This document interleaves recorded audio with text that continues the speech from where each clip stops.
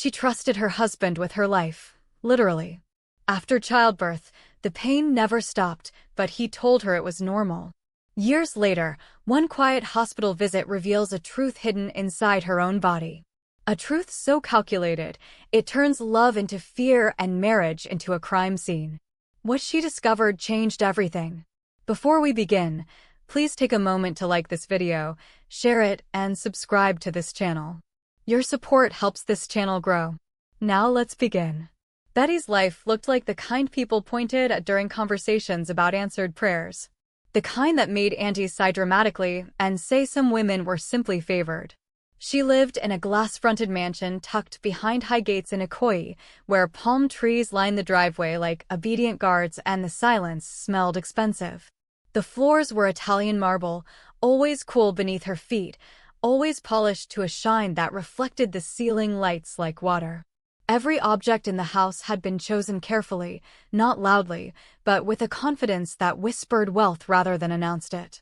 From the outside, nothing was missing. Betty woke each morning to soft light filtering through sheer curtains, the city's noise kept at a respectful distance by double-glazed windows. Breakfast was usually already waiting, arranged neatly by the house help who moved through the home as quietly as shadows. Her wardrobe was filled with silk, linen, and cashmere in neutral tones that never went out of style. She did not rush anywhere. There was no need to. And then there was her husband, Dr. Kenneth. His name alone opened doors. In medical circles, he was spoken of with admiration, sometimes even awe. A gifted surgeon, disciplined, calm under pressure, the kind of man whose hands were trusted with lives. He owned a private clinic that gleamed with modern equipment and spotless hallways, the kind of place politicians discreetly visited and wealthy families preferred. The city in his black Escalade, when he drove through, people noticed without knowing exactly why. Betty noticed everything about him. The way his shirts were always crisp. The way his voice never shook, even when delivering bad news to patients. The way he carried himself like a man who believed deeply in control. People loved to remind her how fortunate she was. Friends, relatives, even strangers spoke as though her marriage were a lottery win. A husband who was respected. A home that I never knew I wanted. A life where suffering had supposedly been edited out. Betty smiled when they said these things. She nodded. She played her part well. What they did not see was how, sometimes, when she bent slightly to pick something up, a sharp pain shot through her lower back like a warning flare. How she would straighten slowly, carefully, schooling her face into calm before anyone could notice. Pain had a way of humiliating you, and Betty had learned to hide it with grace. Luxury had taught her many things. One of them was how to suffer quietly. The pain had no respect for timing. It came when Betty was brushing her hair in front of the vanity mirror, the soft bristles pausing mid-stroke as her breath caught. It came when she stood too long in the kitchen supervising a new recipe she barely tasted. It came at night, when the house was asleep and even the hum of the generator felt too loud against her thoughts. She learned to manage it the way women in beautiful cages often do, with silence. At first, she told herself it was temporary. Bodies changed. Life shifted. Everyone said so. The pain had started after childbirth, which seemed explanation enough. Mothers complained of all sorts of lingering aches. She convinced herself that hers was simply more stubborn. Kenneth noticed, of course. He always noticed. He had a way of observing her that felt clinical at times, like she was a chart he had memorized. When she winced slightly or moved too carefully, he asked questions in the same tone he used. With patience. Calm. Detached. Efficient. He reassured her with facts and medical language, explaining muscles, nerves, healing timelines. He reminded her that surgery took time to fully settle in the body. He said pain could linger. He said stress amplified everything. He offered solutions. Injections administered by his own hands. Carefully measured painkillers. Professional massages arranged at home so she would not need to go anywhere. He told her rest was important and insisted she not seek outside opinions that might confuse her. Betty trusted him. Why wouldn't she? He was a surgeon. Her husband. The man who had brought their child safely into the world. The pain reduced after each intervention, just enough to give her hope. But it never disappeared. It stayed like a quiet tenant in her body, paying no rent but refusing to leave. Some days it was dull, manageable. Other days it flared sharply, a reminder that something was not quite right. She never complained publicly. Not at brunches. Not during charity events. Not when friends admired her life and called her blessed. She learned how to shift positions subtly, how to lean against counters without drawing attention, how to excuse herself gracefully when the ache became too loud. At night, lying beside Kenneth in their vast bed, she sometimes stared at the ceiling and wondered why healing felt incomplete. Why her body seemed to be holding onto something unresolved. She pushed the thoughts away. Doubt, she told herself, was ungrateful. Dr. Kenneth was not the kind of man people suspected. He moved through rooms with measured confidence, never rushed, never uncertain. His colleagues admired his precision. His patients trusted his reassurances. His staff spoke of him with loyalty that bordered on reverence. He did not yell. He did not panic. He did not make careless mistakes. In public, he was the image of composure. At home, he was attentive in quiet ways. He remembered schedules. He monitored medications. He asked questions that suggested care, even if his tone remained steady and unemotional. He preferred order. He preferred predictability. Betty often watched him from a distance, especially during evenings when he reviewed files on his tablet or answered emails from the clinic. There was something mesmerizing about his focus, the way his world narrowed to whatever problem lay before him. She had once found comfort in that intensity, believing it meant she was safe with him. People told her she was lucky not just because he was wealthy, but because he was reliable. He did not drink excessively. He did not embarrass her publicly. He did not chase attention. He came home when he said he would. He provided. Sometimes, she mistook consistency for warmth. Kenneth spoke of medicine the way some people spoke of faith. It was structured, logical, unforgiving of weakness. He believed deeply in his own judgment, in the idea that knowledge justified authority. When he made decisions, he did not seek validation. He expected trust. Betty had given it freely. She remembered moments during her pregnancy when his protectiveness bordered on insistence. He monitored her diet strictly. He discouraged too many opinions. He reminded her gently but firmly that fear was unnecessary when expertise was present. She felt cared for, watched over, directed. What she did not realize then was how thin the line could be between protection and possession.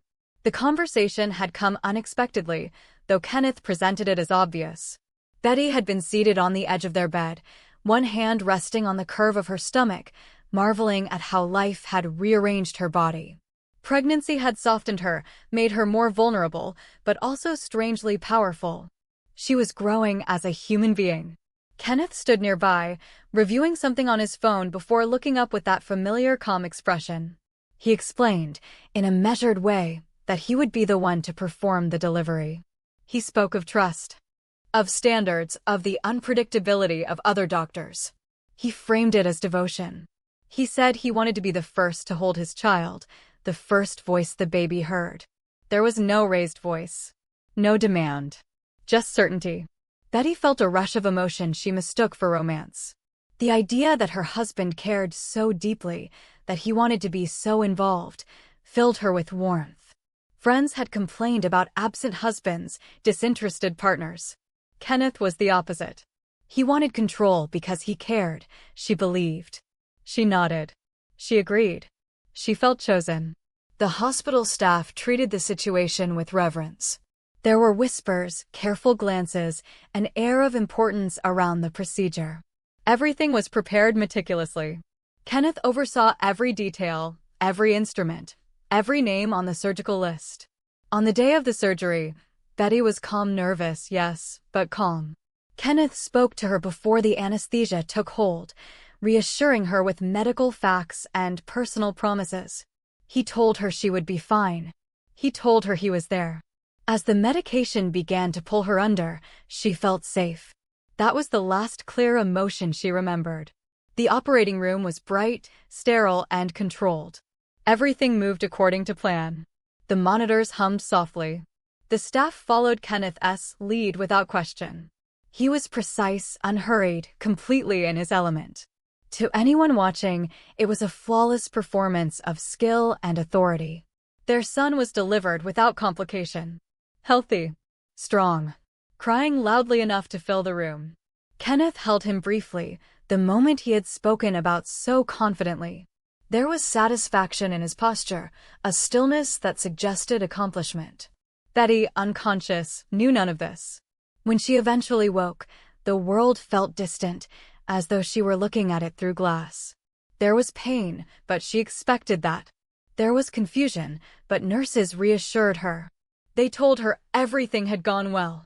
They told her she was lucky. Kenneth visited her recovery room with practiced calm, bringing updates, explanations, reassurance. He controlled the narrative the same way he had controlled the surgery. There was no cause for alarm, he said. Healing took time. Betty clung to those words as she drifted in and out of sleep. She did not know then that perfection could be staged. She did not know that trust could be used as anesthesia. She did not know that her body had been altered in ways no one had told her. All she knew was that she was a wife, a new mother, and that the man she loved had brought their child safely into the world. And that, she believed, was enough. Recovery was supposed to be linear. That was the word Kenneth used often. Linear. As if healing followed a neat diagram, moving steadily from pain to comfort without deviation. Betty repeated that word to herself in the weeks after the surgery, holding on to it like a promise. Linear meant predictable. Predictable meant safe. But her body did not obey diagrams. The first few weeks were what she expected. Soreness. Fatigue. A heaviness that made even sitting upright feel like effort. Nurses reassured her. Family visited with flowers and soft congratulations. Everyone told her she looked strong. Everyone said motherhood suited her. The pain that concerned her came later. It settled deep in her lower back, not sharp enough to scream, not dull enough to ignore. It was persistent, insistent, like a low hum she could never switch off. Some days it felt like pressure. Other days it burned, radiating down in a way that made her breath hitch unexpectedly. Kenneth remained calm. He examined her himself, fingers professional, eyes focused. He explained nerves and muscles with the patience of a lecturer. He said childbirth rearranged the body in ways that took time to correct. He said she needed rest, not worry.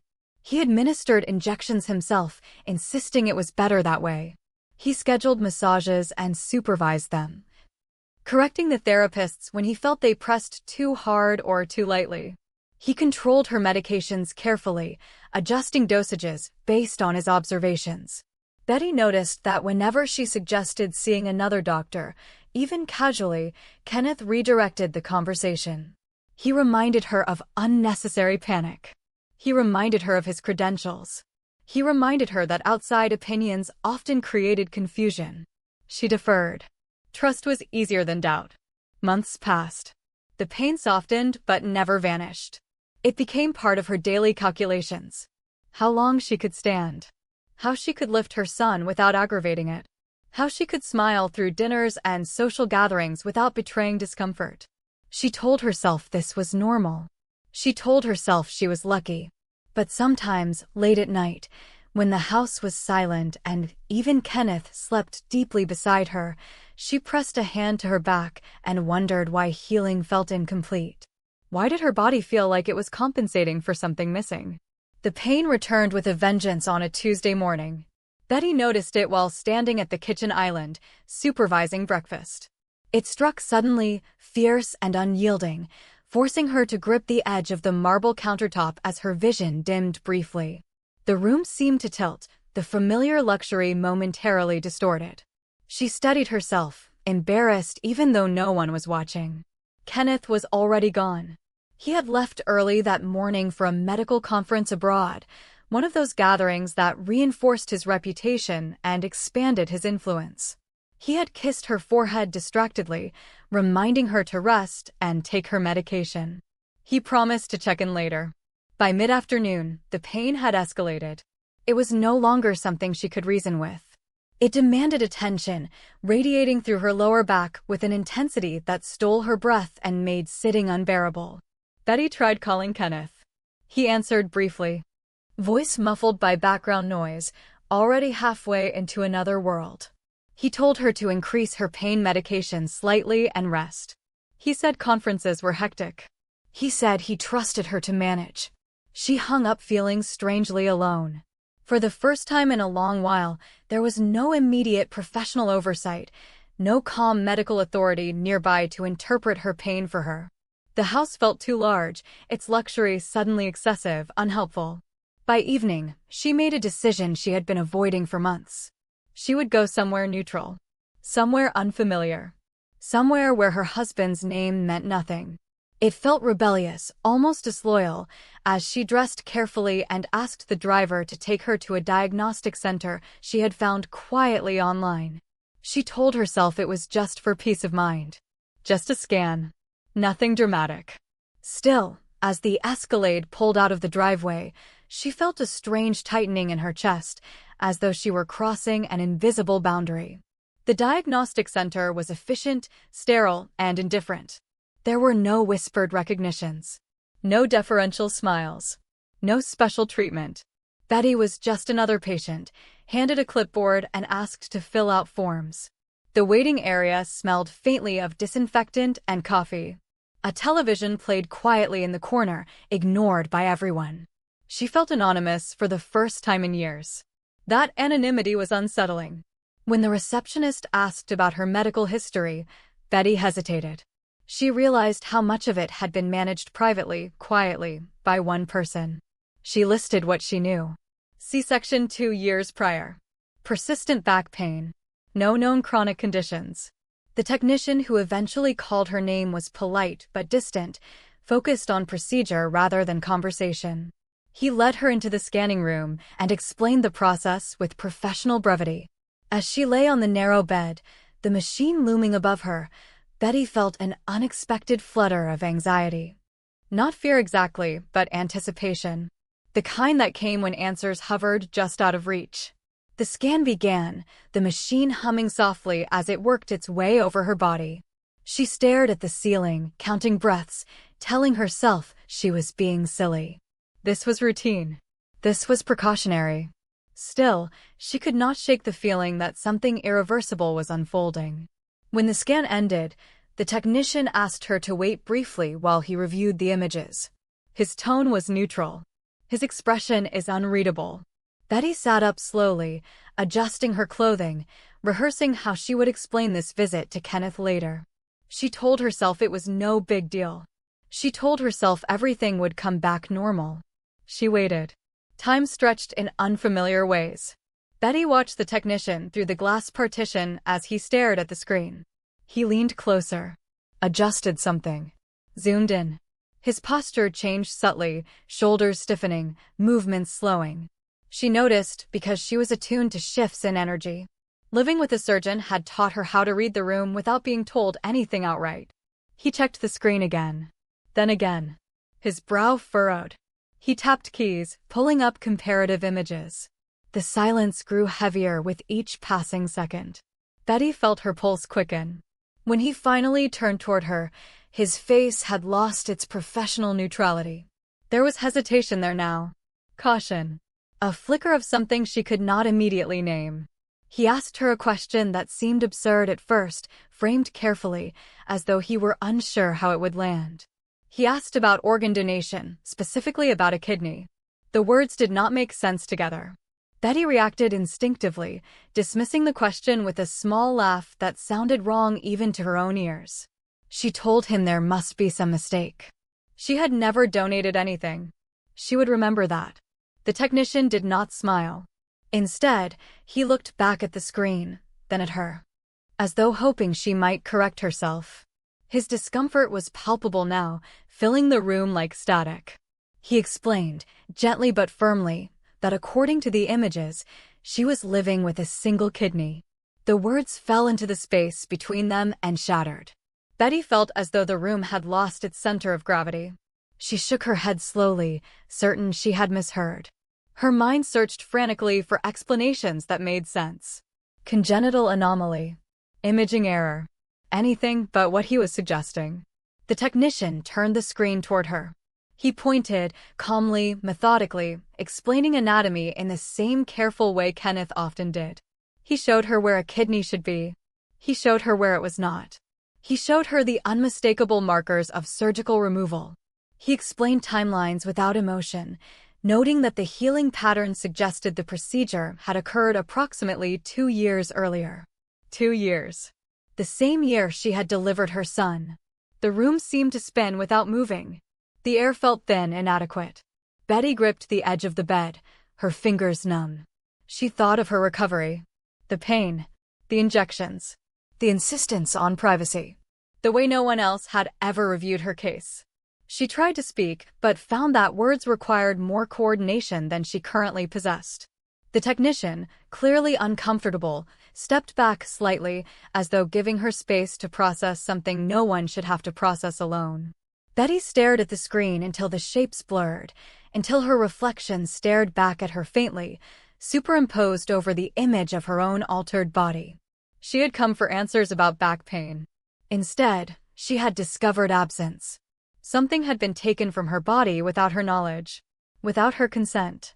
While she had been unconscious and trusting and certain she was safe, her heart pounded as realization crept in, slow and relentless.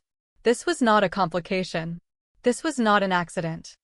And whoever had done this had known exactly what they were doing. Betty did not cry immediately. Her body reacted before her emotions caught up. A strange coldness crept through her limbs as she sat in the diagnostic room, staring at the screen that no longer felt like technology, but like a mirror held too close. Her mind began to assemble memories with mechanical precision, slotting them into place as if some internal lock had finally clicked open. 2 years ago. The year of her pregnancy. The year of the surgery. The year the pain began. It was not dramatic at first. No thunderous realization. Just a slow, horrifying alignment of details she had previously stored in separate compartments to survive. The months of unexplained pain. The way Kenneth had insisted on handling everything himself. The way no other doctor had ever reviewed her recovery. The way he had watched her body not with concern, but with calculation. She remembered how he had always known exactly when to intervene with medication, exactly how much relief to allow before pulling back. Enough to keep her functional. Never enough to eliminate the pain entirely. The technician spoke again, carefully, as though approaching a wild animal. He explained what surgical removal looked like on imaging. He explained scarring. He explained that this was not congenital. This was deliberate. Betty barely registered his words anymore. Her attention had turned inward, to the quiet scream building in her chest. Her body felt suddenly unfamiliar, as though it no longer belonged to her. She had lived for 2 years without knowing she was incomplete. She had mothered a child, hosted dinners. She attended events, smiled for photographs, all while something vital had been taken from her. Without permission, without explanation, without her knowing. She thought of Kenneth's hands. The same hands people praised for saving lives. The same hands she had trusted completely. The same hands that had touched her body while she was unconscious and altered it forever. This was not just betrayal. It was a violation. Betty left the diagnostic center in a daze. The driver asked if she was all right. She nodded automatically. The city moved around her as usual, traffic flowing, people laughing, life continuing with infuriating normalcy. No one knew that the woman sitting quietly in the back seat had just discovered her body had been used as a resource. Back home, the house felt different. Larger. Colder. The walls that once symbolized safety now felt complicit, as though they had witnessed something they never warned her about. She walked slowly through the living room, every step reminding her of the persistent pain she had been gaslighted into accepting. She did not confront Kenneth immediately. Instead, she did something she had never done before. She searched. Not recklessly. Not emotionally. Carefully. Methodically. The way she had watched Kenneth approach medical problems. She went through old memories, social interactions, half-remembered names that had once seemed insignificant. And then it surfaced. Lydia Monroe. A woman Kenneth had mentioned casually years ago. A colleague's acquaintance. Someone he had once helped with a referral. Betty remembered her face vaguely from a charity event. Elegant. Quiet. Always lingering close to Kenneth in photos she had never thought twice about. Now she thought about timing. Lydia's sudden disappearance from social circles around the same period. The whispered mention of illness. The way Kenneth had once taken a late-night call and left the room to answer it, his expression unreadable. Betty's hands trembled slightly as she pieced it together. Kidney failure. Transplant urgency. Compatibility. Opportunity. The realization was nauseating. This had not been a crime of impulse. It had been planned. Coordinated. Executed with precision. Kenneth had not panicked. He had calculated. He had looked at his wife, pregnant and unconscious, and seen a solution. The betrayal deepened as Betty understood the scale of it. This was not about love. Not even about obsession. This was about convenience. The most terrifying part was not what Kenneth had done. It was what he had expected to happen afterward. As Betty lay awake that night, staring into the darkness of their bedroom, she replayed the recovery period through a new lens. The pain management that hovered dangerously close to excess. The dismissals when she asked questions. The way he had watched her closely, almost expectantly, during the worst weeks. He had been waiting.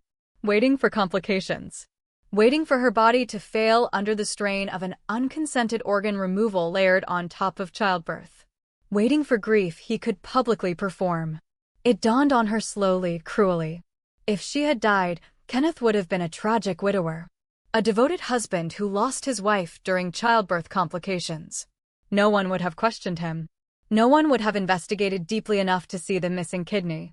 His reputation would have protected him. And Lydia would have survived. Betty's survival had not been part of the ideal outcome. She was an inconvenience that refused to disappear. The thought hollowed her out. She imagined her son growing up without her, raised by a man capable of such calculated cruelty. She imagined her own life reduced to a footnote in someone else's redemption arc. The fear that followed was sharp and clarifying. This was not just about what had happened. It was about what could still happen. Betty had survived. That fact settled into her chest with unexpected weight. Despite the odds stacked quietly against her, her body had endured. It had adapted. It had carried pain silently and kept going. She had healed enough to live, even if not enough to feel whole. For the first time, she allowed herself to acknowledge the strength she had been forced to develop without knowing why. The discipline, the restraint and resilience. Kenneth had underestimated her. That realization did not bring comfort, but it brought clarity. She was not weak. She had been restrained by trust. And trust could be withdrawn. Betty began to move differently in the house. More observant. More deliberate. She noticed how Kenneth spoke to her now, especially during his calls from abroad. There was something rehearsed in his concern, something distant. As though he were monitoring a variable rather than checking on a person.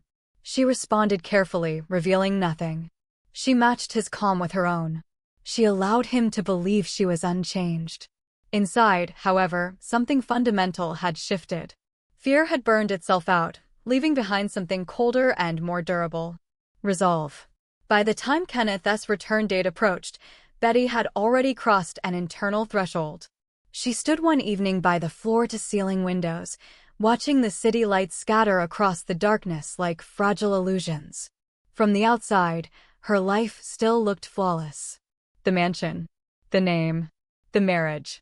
The child is sleeping peacefully down the hall. But she now understood that appearances were not protection. Silence had nearly cost her life.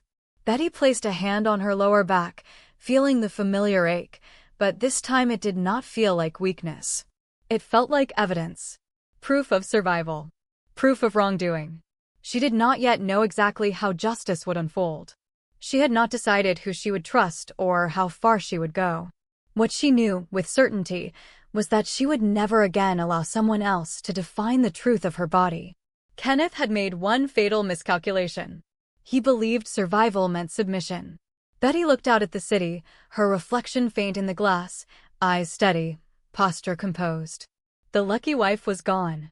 In her place stood a woman who knew exactly what had been taken from her, and exactly what she intended to